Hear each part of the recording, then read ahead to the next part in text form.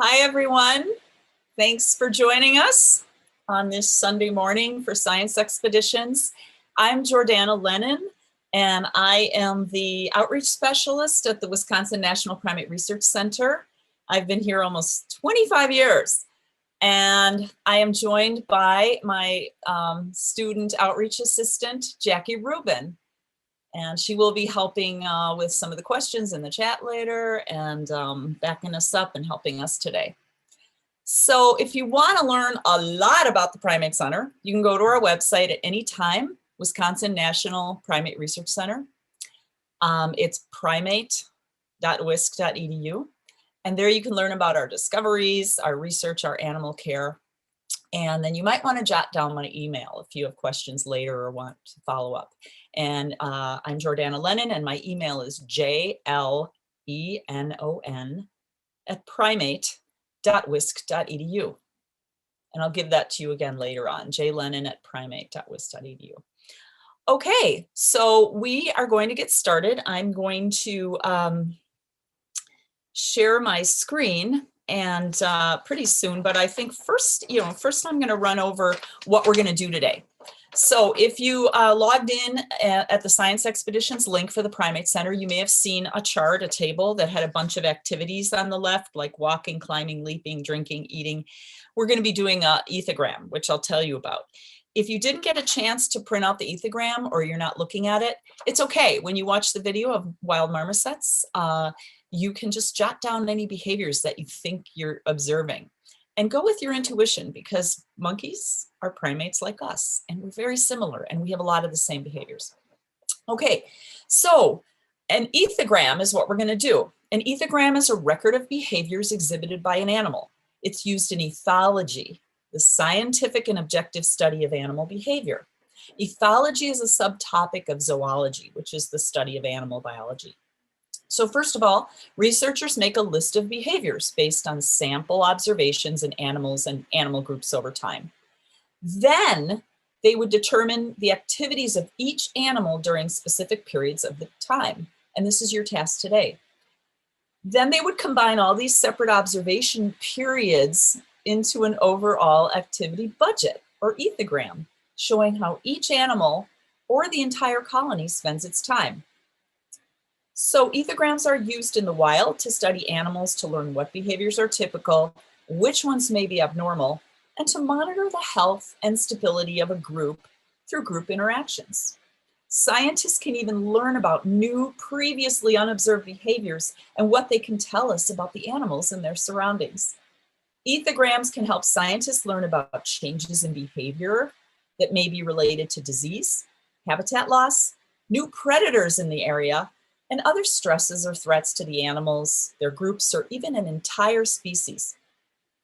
Now, in a zoo, a lab such as ours at the Primate Center, or other controlled setting, new predators would not be a concern. But illness, social stability, and overall health of the colony can be recorded through ethograms.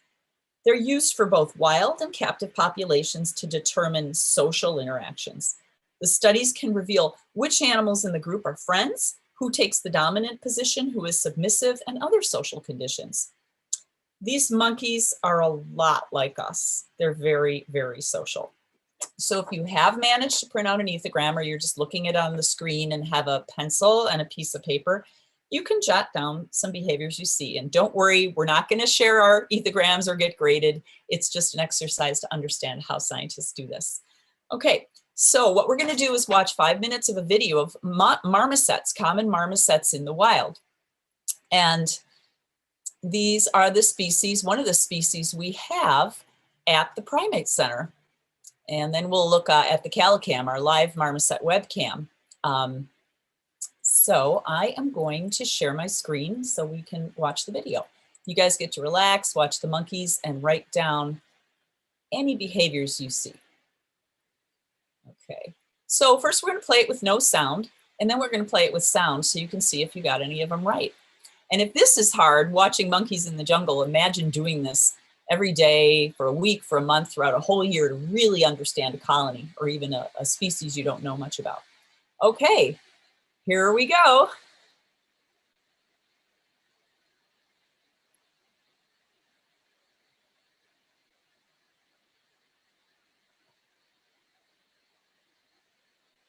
Can everyone see it okay?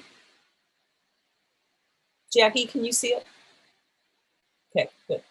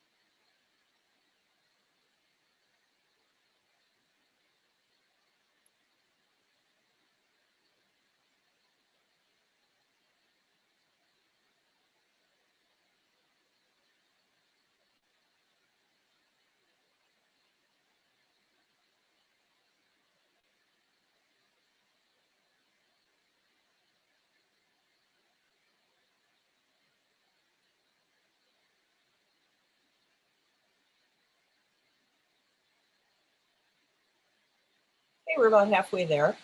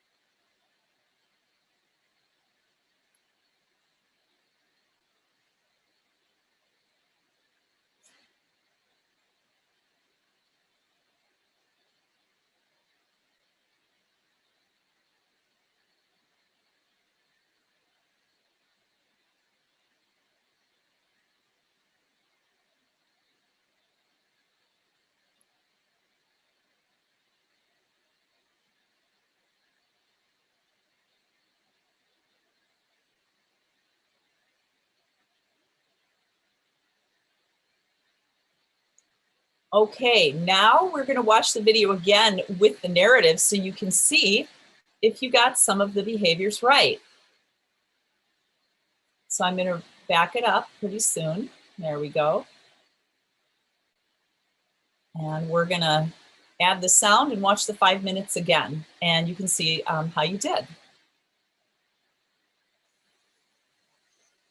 I was fortunate to spend a few days at Dr. Maria de Fatima Arruda's long-term field site in Brazil with her student, Anna Karine.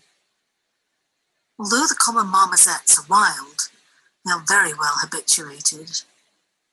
The Brazilian team's research has involved trapping the monkeys to allow weighing and individual identification through the collars and yellow dye markings you see in the video. I followed the monkeys from sleeping site to sleeping site, and this short video shows you some highlights in my day with them and suggests how we might incorporate some of their natural adaptations to improve captive conditions. One of the first things common marmosets do when they wake up around dawn is gouge trees to get gum to exude. Notice how they cling underneath the branch to gnaw and follow this with an anogenital scent mark, one of the few times I saw them scent mark at all in the wild. Providing natural, non-toxic branches and gum is really important in captivity. I was lucky enough to visit when the group had twin babies, around 7 weeks old, which is the perfect age to delight. The twins were still suckling and were often still carried, but sometimes they would leave their carriers to explore and play. I was amazed by how much time the marmosets spent grooming each other. They liked large horizontal branches to relax and sprawl out on, although they were always vigilant for potential threats. After resting, the marmosets would go insect foraging, stalking and pouncing upon their prey. When they were successful, they ate the large insects with great gusto. They usually followed another spell of resting and socializing mid-morning. You can see how much darker their faces are than those of most captive common marmosets. Marmosets almost constantly scan their surroundings, always keeping an eye out for insects and potential predators. But they also found plenty of time for play, relying on others to keep vigilant and alarm call if danger approached. This old termite nest was perfect for rough and tumble play, and for more grooming and socializing. I was amazed by how fast they moved and how skilled they were in traveling through the branches. They used all orientations and sizes of supports, vertical tree trunks, oblique and horizontal branches and twigs, and providing this choice is important in captive enclosures. The marmosets were very adept at moving through the forest carrying the twin babies, which were now getting rather heavy. This clip shows how the marmoset uses his tail to balance. The twin babies often played with each other, and when they did so, there was always another group member who stayed close by and stayed vigilant. As with all families, the youngsters' high spirits can sometimes get a bit much. And here you see the mother giving one of her older offspring a gentle cuff. When I was at the field site, there was little fruit available, so the marmoset spent a lot of time searching for insects and gouging for gum. As in captivity, youngsters are usually permitted to take food from the adult's hands, although insects are quite highly prized, so they're not always allowed. Later in the afternoon, the younger group members would often engage in highly energetic rough and tumble play fights. These were fantastic to watch, and even the babies would try to join in. At one point, they fell from the tree but grabbed a branch on the way down before they hit the forest floor. This group of marmosets would sometimes come down to the ground to search for insects. And then, before they began to retire to their sleeping sites, they would go to gouge at the trees again and get the gum. They were silent as they began to head towards the sleeping tree in the mid-afternoon. The marmosets followed the same route, each making the same amazing vertical leaps, almost flying through the forest. trying to replicate such complexity of the wild habitat in captivity is impossible. As the monkeys returned to a sleeping huddle, I too was ready for sleep, with sweet dreams of the amazing creatures I'd seen that day. Okay.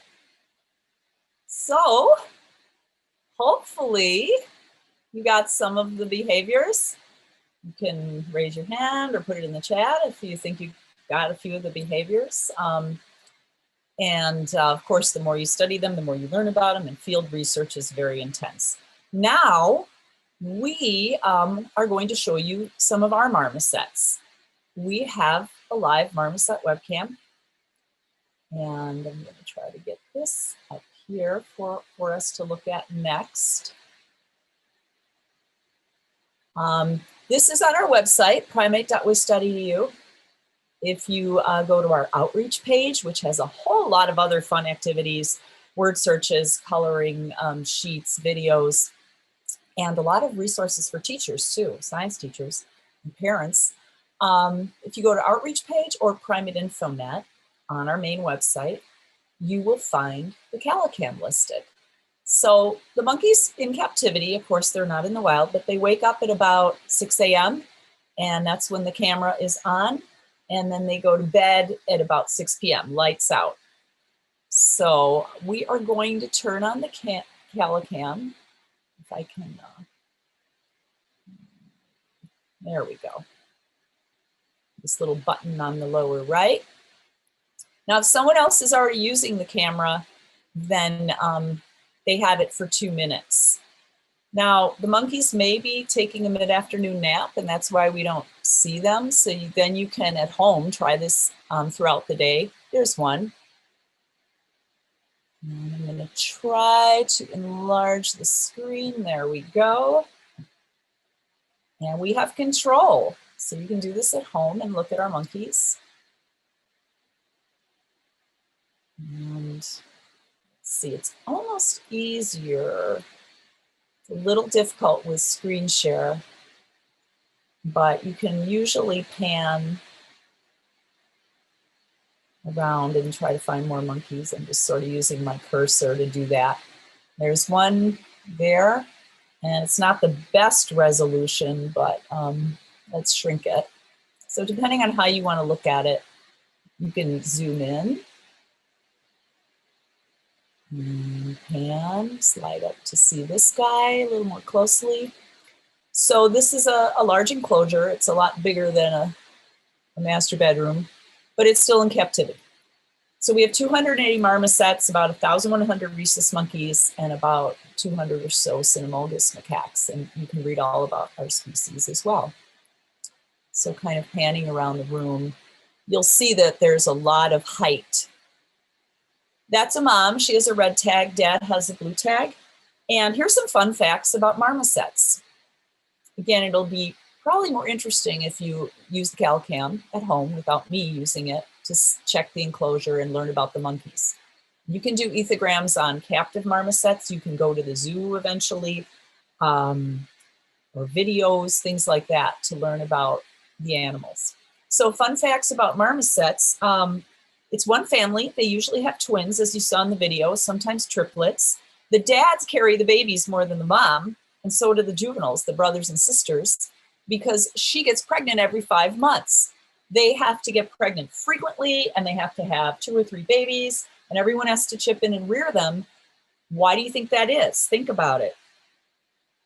They're small, they're squirrel-sized, and they are like the Snickers bars of the rainforest. Everybody wants to snack on them. Panthers and snakes and birds of prey. So they're very vigilant. They're always on the lookout, as you saw in the video. And even in captivity, they have to band together to raise those babies so mom can get her energy back and get pregnant again. She is like a 130-pound woman giving birth to 2 20-pound twins every 5 months or so. So anyway, do check out the CaliCam if you can. And here's our website. And There's outreach page with all the activities. Normally, we look forward to having people visit the Marmosets again when the pandemic's over, and all sorts of videos and programs and things. Here is the ethogram activity we did that you can click on and try at home or in your class. And then Primate InfoNet has a lot of resources in primatology, and there's a link to the CaliCam as well. So, optional, we don't have time today, but you can also mathematically plot what you find during ethograms. How would you do this? It's observation. Well, science is observing, forming a hypothesis to explain what you're observing, and then scientifically mapping your data.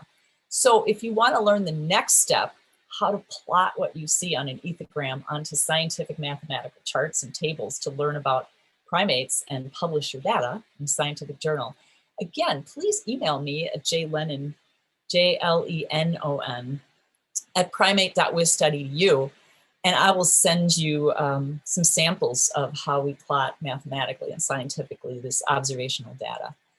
So with that, I am going to stop my screen share, and maybe we've got a couple questions, or we can tell you more about the monkeys as well.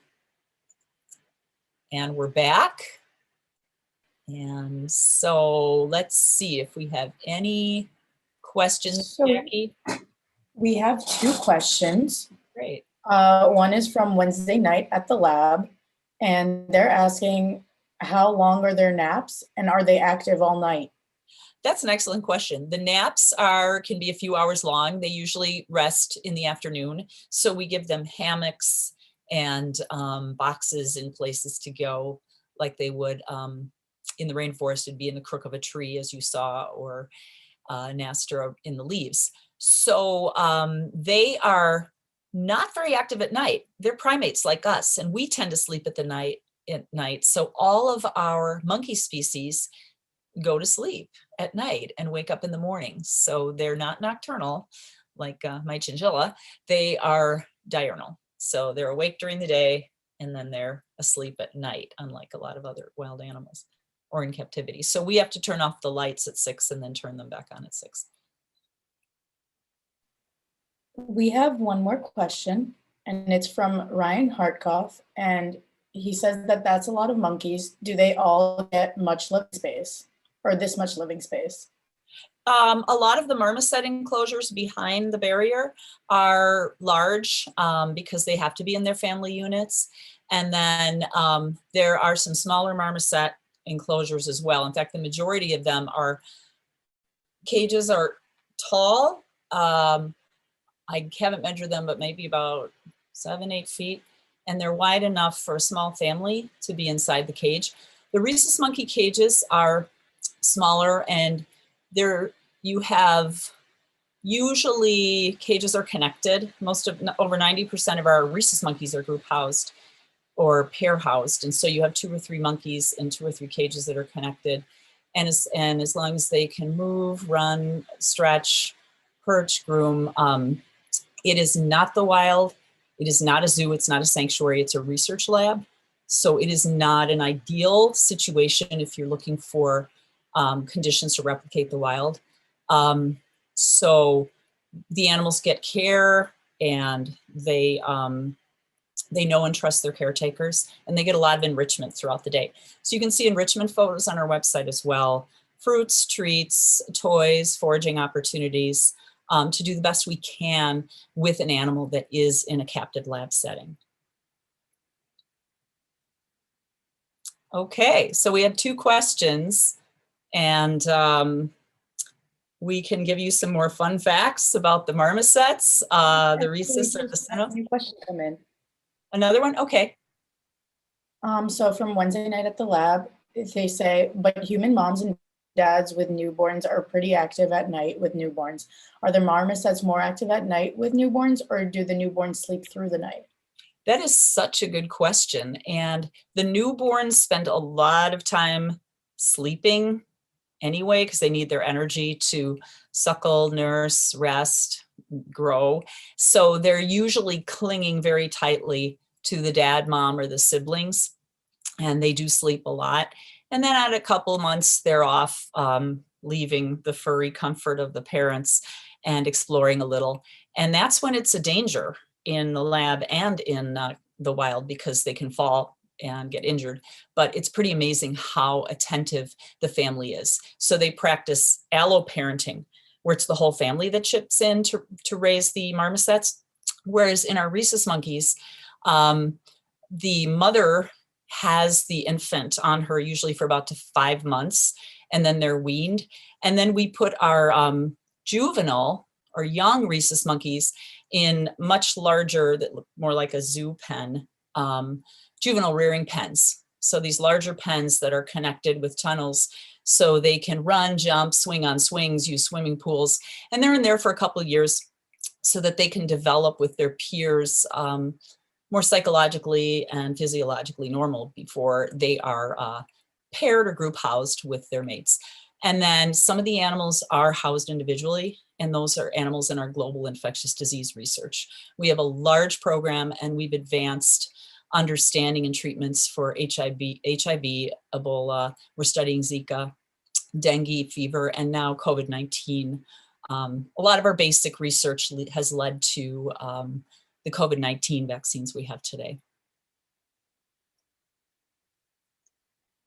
Okay. There's so much more you can learn on our website, and email me with questions. And so I wasn't sure what age groups we had, if we had families, if we had students, if we had younger kids today. So I'm trying to give a little information in a short amount of time for everyone. And we appreciate everyone being here today. Jackie, do you have any questions? I'm putting you on the spot.